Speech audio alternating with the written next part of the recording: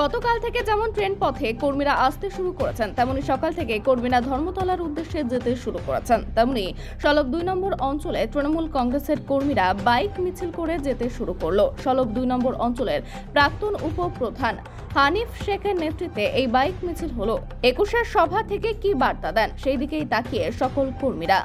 প্রথমে বলি, মাননীয় মুখ্যমন্ত্রী মমতা ব্যানার্জি, ওনার উন্নয়ন, ওনার ভালোবাসা, ওনার এই যে হিন্দু, মুসলিম, জৈন, খ্রিস্টান প্রত্যেকটা দেশের সব রকম জাতিকে নিয়ে এই রাজ্যে সুন্দরভাবে নিয়ে চলছে, তার শক্তিতে, তার উন্নয়নে এই সংগঠনটা। অনেক সময় আপনার চাওয়া পাওয়ার মধ্যে একটা পার্থক্য থাকে।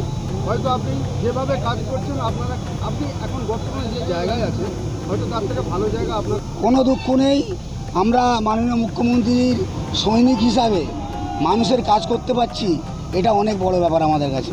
আজকে 21 জুলাই, তো দিদির কাছ থেকে কি দেখুন, প্রত্যেকবারই 21 জুলাই দিদিমণি সারা বছরে কিভাবে আমাদের কর্মীরা অঞ্চল থেকে নিয়ে কেন্দ্র সংগঠন কিভাবে চলবে, কিভাবে মানুষের কাজ করতে হবে, এই আজকের দিনে উনি বার্তা দেবে। ওই বার্তাকে ফলো করে আমরা আবার নতুন করে পথ চলব। বৃষ্টি কতটা বাধা হয়ে দাঁড়াতে পারে? কি বলছেন? বৃষ্টি কতটা বাধা হয়ে দাঁড়াতে পারে? বৃষ্টি, দেখুন, এই যে উন্নয়ন, একটু আগে বললাম মাননীয় মুখ্যমন্ত্রীর উন্নয়ন, কন্যাশ্রী থেকে যুবশ্রী, স্বাস্থ্যসাথী থেকে এত উন্নয়ন বলতে গেলে এখানেই আমার 1 ঘন্টা পার হয়ে যাবে।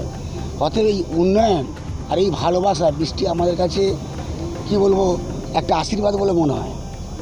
আপনারা যে মমতা বন্দ্যোপাধ্যায় এবং অভিষেক, দেখুন, বার্তা দিদিমণি বার্তা তো সবসময় দিচ্ছে।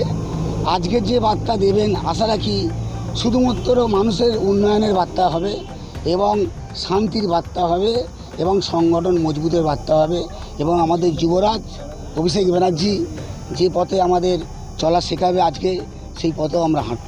আপনারা আজকের দিনে কত সংখ্যক কর্মীদের নিয়ে আপনারা যাবেন ধর্মতলা? দেখুন, আমরা প্রত্যেকবারেই আমরা ক্যাম্প করি। ক্যাম্প একটা খেজুরতলায় হয়েছে ডোমজুর কেন্দ্র তৃণমূল কংগ্রেসের পক্ষ থেকে। আমাদের এই নিবলা হাই স্কুলের অপোজিট ফিরতি যারা ফেরে, তাদের জলের সমস্যা, অনেক সময় কোনো প্রবলেম হলো, তার জন্য ক্যাম্প ওখানে আছে। দীর্ঘদিন আমরা ক্যাম্প করি, সেই ক্যাম্প আছে। আবার এই আমাদের 300-400 উপরে প্রায় বাইক র্যালি কিছুক্ষণের মধ্যেই শুরু হবে। আমরা এখানে হাওড়ায় আমাদের জেলার নেতৃত্ব যারা আছে তাদের কাছে আমরা যাব। বাইক র্যালি করে যাবেন? হ্যাঁ, ওইখানে গিয়ে পদযাত্রা মানে পায়ে হেঁটে আমরা আবার ধর্মতলায় যাব। আপনার নাম কি? আমার নাম মোহাম্মদ হানিফ শেখ, আমি তৃণমূলের একটি কর্মী। মমতা ব্যানার্জি বারবার, দেখুন, মমতা ব্যানার্জি মুখ্যমন্ত্রী হিসাবে যেটা বলছে, শুধু ওটা বলছে তো না, বলছে প্লাস কাকরও দেখাচ্ছে। যারা দল করছে, মানে তৃণমূল কংগ্রেস সেজে দুর্নীতিতে জড়িয়ে আছে, তাদের তো একাধিকভাবে সাজা পাচ্ছে। তারা আইন তো ছাড়ছে না। দিদিমণি বার্তা আপনারা তো দেখছেন, পরিষ্কারভাবে কঠোর বার্তা দিচ্ছে। যারা দুর্নীতির মধ্যে জড়িয়ে আছে তারা দল করতেও পারবে না এবং তারা সাজা পাচ্ছে। আমার কোনো ক্ষমতা নেই, ক্ষমতা দিদিমণির ছত্রছায়ায় দুর্নীতি মুক্তি। আপনার নাম? আমার নাম মোহাম্মদ হানিফ শেখ। আপনি কি চাইছেন মমতা ব্যানার্জির কাছ থেকে? আমি কিছু চাইছি না, যেভাবে শান্তির সাথে আমার এরিয়া আছে, এই শান্তিটাই আমি চাইছি। সুন্দরভাবে সংগঠন হবে এবং বিপুল ভোটে জয়যুক্ত হবে। আমরা এর আগে দীর্ঘদিন ধরে আমরা ইলেকশানে সবসময় আমরা অনেক বেশি লিড দিই। এবারও এমপির ইলেকশানে লিড দিয়েছি, গতবারে বিধানসভা ইলেকশানে লিড দিয়েছি, তার আগেও দিয়েছি। সবসময় ডুমজুর কেন্দ্রের লিড আমাদের বাঁকড়া 1, 2, 3 সলভ টু হায়েস্ট মারে ডুমজুর কেন্দ্রের মধ্যে।